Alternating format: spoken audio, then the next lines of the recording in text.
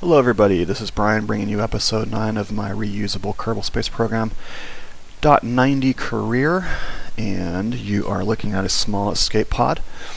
As it turns out, the guys in the tracking center, and I'll tell that story a little bit later. First of all, let's focus on the craft. So, small craft, and we got a little part here from the tubes mod, which allows me to cram a whole bunch of stuff inside like that, keep this design nice and clean on the outside. You take the Kerbals out. This is a rescue mission, by the way. We're going to rescue a Kerbal from orbit. And we're also going to use a brand spanking new reusable rocket that I've been working on.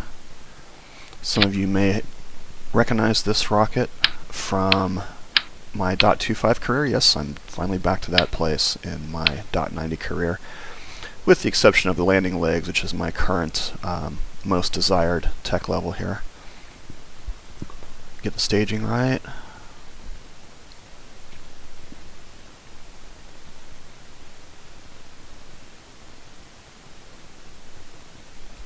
This is very hurried. Even designing this was hurried. I'm not sure if time continues to roll on in Kerbal Space Program while you are designing vehicles. I kind of doubt it, but maybe. And because I have a little life support mod installed, this Kerbal drift around space, I don't know, I might suddenly get a message that he has, only minutes of air left, and so I'm trying to get up there as fast as I can. Okay, almost ready to go. I think I just need to get some fairings on.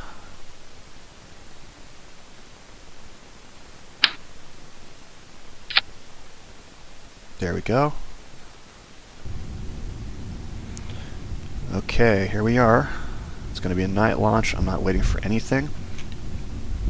Our Kerbal is in about a 114 kilometer orbit. I'm going to wait until he's just overhead there on my nav ball, or close to it. I'm going to launch into the lowest orbit possible, right around 70, and then that should put me a little bit behind him, but in a faster orbit, and I should be able to fairly quickly do my plane changing, home and transfer, etc. to do a quick rendezvous. There he is. He's almost right overhead. Time to launch. Okay, so you might be asking yourself, how in the world did a Kerbal in a spacesuit just suddenly magically appear up in orbit? That's a good question, and the Kerbals at the Space Center are all asking themselves that, I'm sure. There's quite a bit of speculation going on. The guys in the tracking center just suddenly went, hey, there's a Kerbal in orbit, and everybody really wants to know what's going on. And of course, the scientists want to figure out how this happened. It's quite a mystery. So, and the people running the space program are thinking, well, we just lost a couple of pilots, maybe this is a good way to replace them. Other than that, other than gaining a pilot, the mission doesn't have a whole lot of benefits. I think you get some reputation from this, and you get a little bit of funds, and I think 1 science point or something. It's hardly worth flying the mission for, but I will gain a pilot, I think, and that will be good.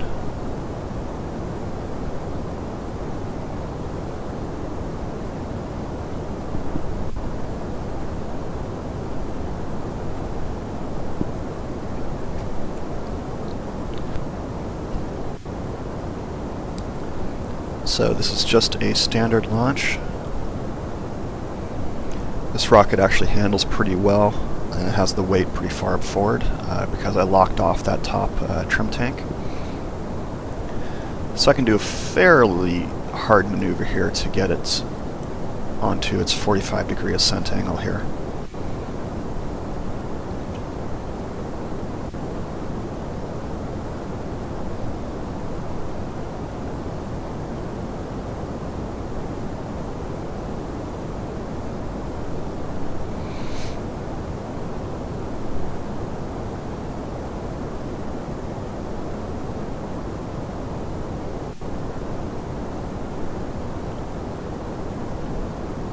And this is the best time to make sure I have as close to the right inclination as I possibly can. So I've got the nose pointed slightly south here and try and drag that velocity vector back onto the, I think that's the 270 marker.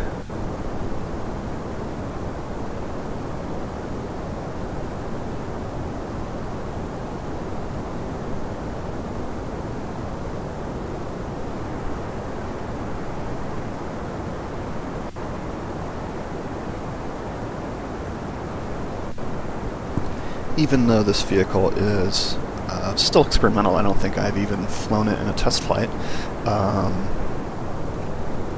I chose it over the tri-radial LV-125 because of its extra delta V that this rocket has.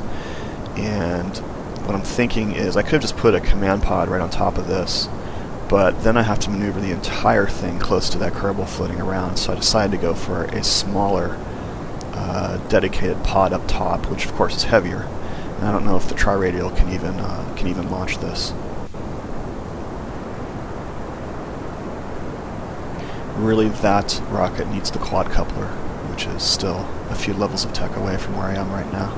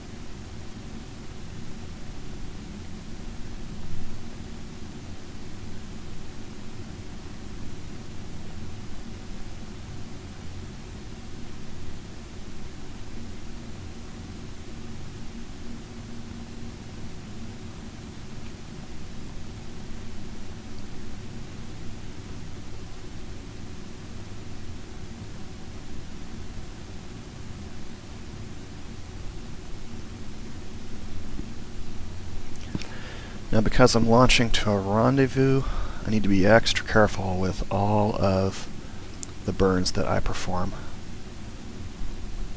Make a small mistake and it has big consequences. So I'm taking extra care here to get the rocket lined up perfectly on the prograde vector, for instance. Or at least I will be once I start that. Yeah, there we go.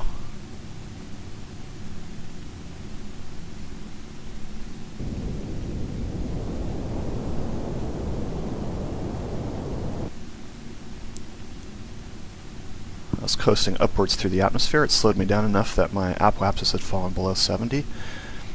So it gave it a little bit of thrust to keep it up.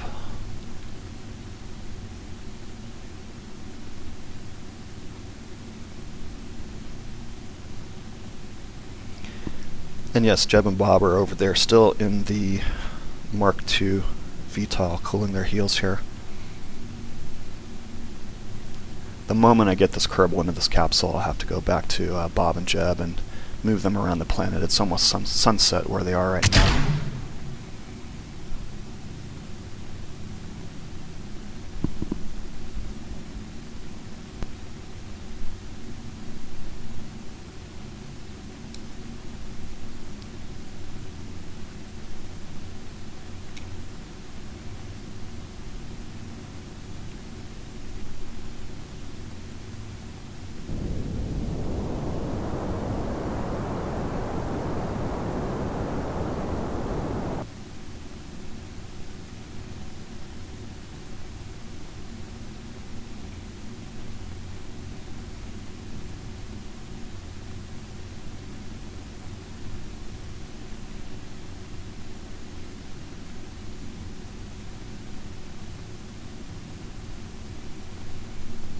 My burn was a little bit off, so now I'm fixing it.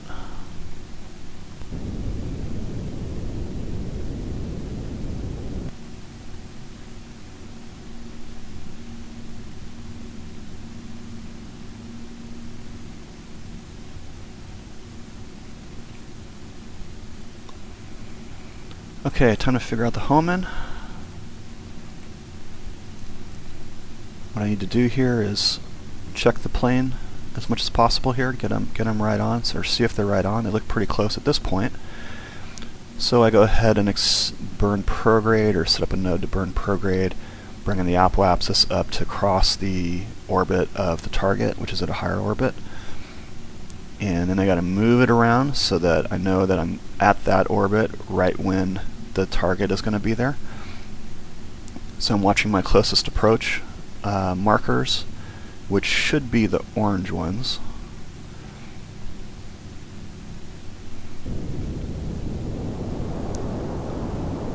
Having some frame rate issues there.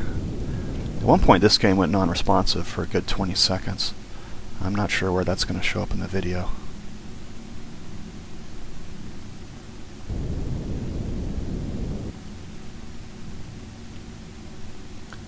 Okay, I think I skipped ahead. That is completing the burn to do the Hohmann transfer. And now I'm looking at those markers there, the orange ones, and the closest approach is like 2.9 kilometers away, so I got to do something about that. So to start, I'll create a custom window here, give you some more information that'd be helpful for a rendezvous. Closest approach distance, relative velocity at closest approach, relative inclination, relative velocity, and time to closest approach.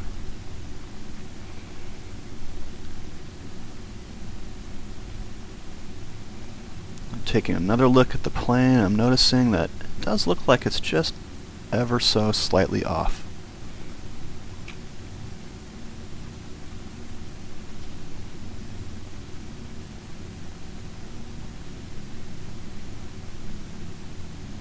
So as it just so happens, I'm approaching a ascending or descending node, so I'm going to quickly align the rocket up here. This is at 3 times, by the way. 3 times acceleration. I'm going to align the rocket up. And then I'm using my RCS here, and I'm watching the relative inclination on my new rendezvous window dropping down to exactly 0, which is great.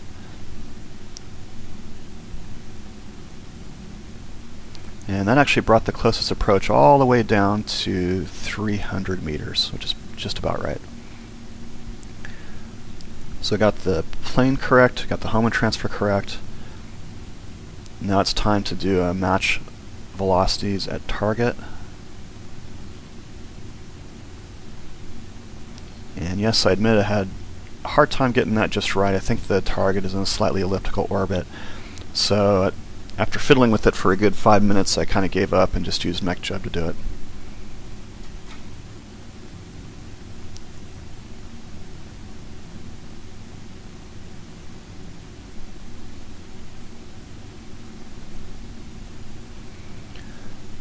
Okay, here we are. It's going to be time to separate the rescue pod from the main vehicle.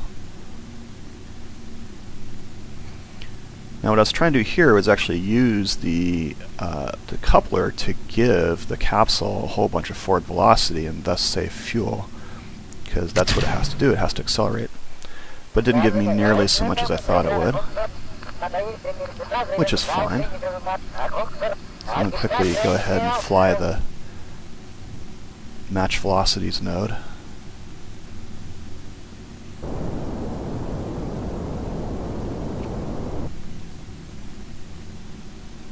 Much easier to get precise burns with a smaller vehicle and a smaller engine. Okay. Now, to do the last part of the rendezvous, what I usually do is I will put the camera into chase mode.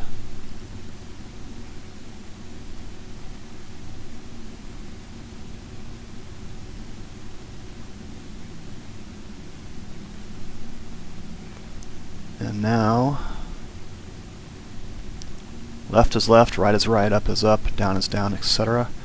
So if I'm looking right behind it, it's pretty easy to guess which keys to use. And I'm going to be using on the right hand the I, K, J, and L, H, and N keys here for RCS.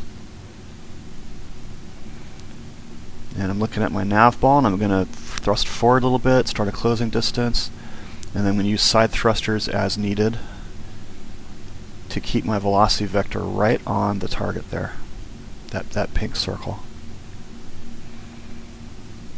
Okay, I'm going to speed this up so we can get here quickly. By the way, this was an hour and a half of flying, not just with this, but with the with Jeb and Bob after this is done. boiled down to 20 minutes. Okay, got right up to him. Completely negated all of our relative velocity, turn the lights on, take control of our new Kerbal here. And I had a little fun hamming around with him with the RCS. Press R to turn on the RCS, and then after that you use WASD, QE, Shift, and Control as the all the directions and roll.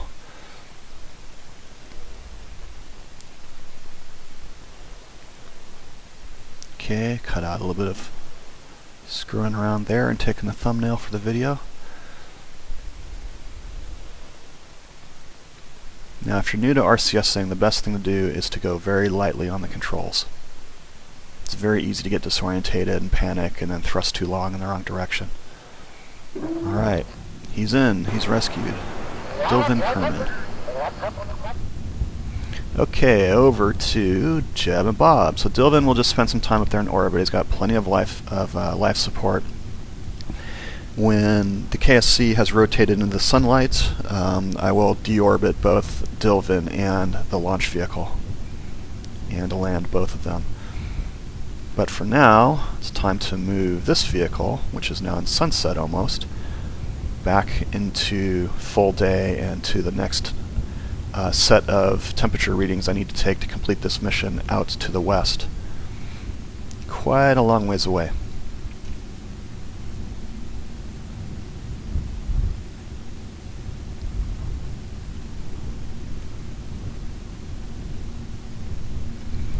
And it really pays before you take off, especially with VTOL, to kind of go over everything here. So I'm checking to see which engines are activated.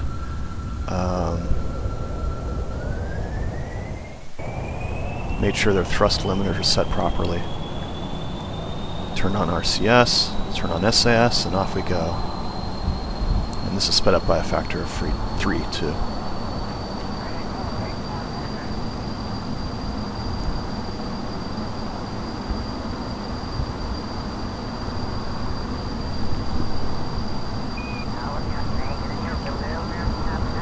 Limiting the thrust so I don't just suddenly drop out of the sky when I turn those on. Or shut those down, rather.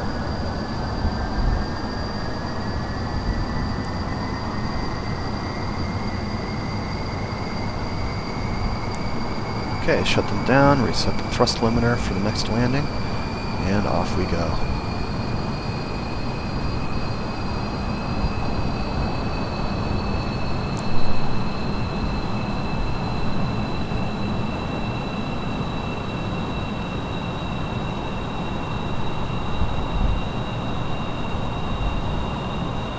Okay, we're going to jump ahead.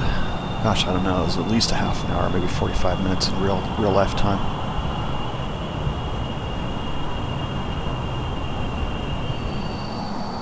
There we are. This is pretty much at max speed, max altitude. Well, not max altitude, but I've kind of been doing those undulations again, up and down a couple times, you know, as I gain speed and lose lift. And looks like I'm kind of on my way down from the last one, and I'm right at about Mach 3 there, you can see on the left readout. And I see a little bit of re-entry heating, so I'm kind of nervously checking my air brakes. Those would be the first to burn up. And everything looks good, so I'll go ahead and use the air brakes to slow down a little bit.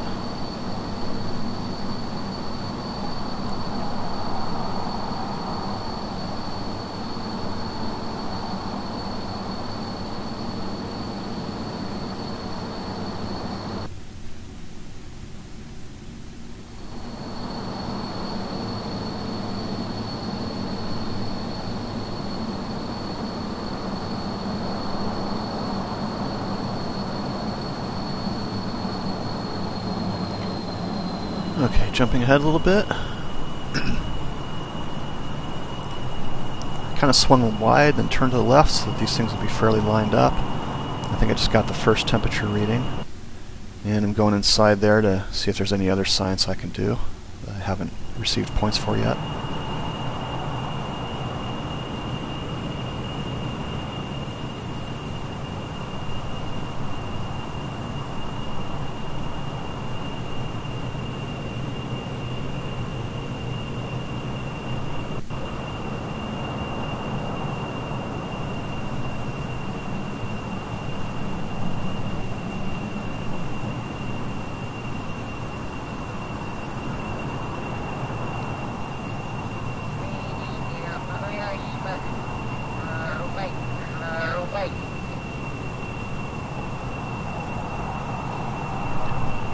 Okay, second temperature reading done.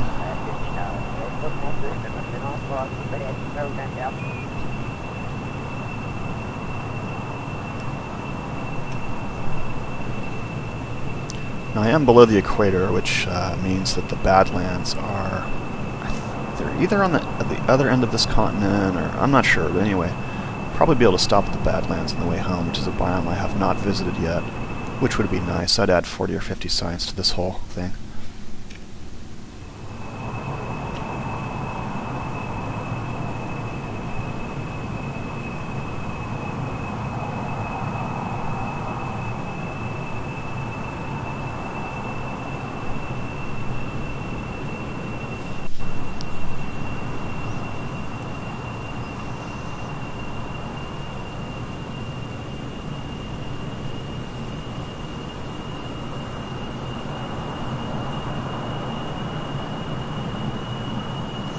So now I'm trying to figure out if my center of mass has shifted appreciably, because I'm going to be doing another landing here.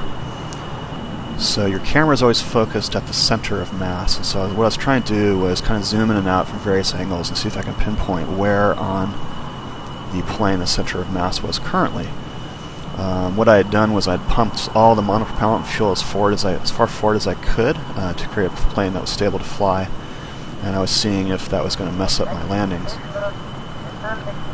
So now it's time to come down, and it's late at night. Again, I want some sleep, so it's time to land these guys somewhere safe.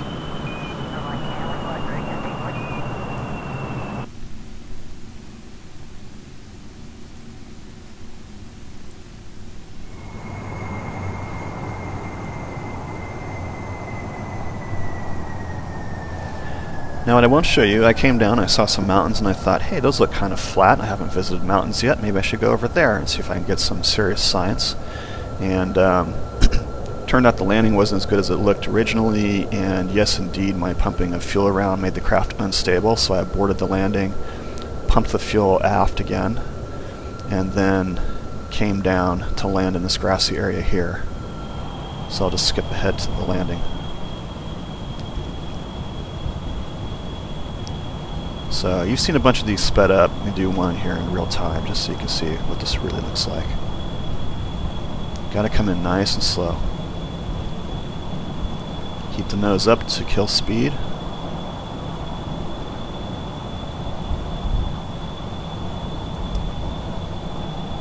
As you get slow, and I mean like 10 meters per second, any roll that you have is going to make you thrust sideways, so you got to watch your nose and make sure it's right over that velocity vector. And if you're coming in kind of fast, you definitely want your brakes off. You don't want to land with the brakes on and trip the plane up. If you're landing straight up and down, then yes, you definitely want your brakes set. So this one was a little sketchy, not my best, but it worked. It will help when I get the longer landing gear on it. Okay, these guys can chill for a bit while I go to sleep. So next up, we will be deorbiting those two vehicles in orbit right now, and we will be continuing this guy on over to the Space Center. I don't have any video of that yet because I have not flown that yet. I'm hoping to do that tonight when I get home. So, have a great evening. Hope you are enjoying this series, and I will see you next time.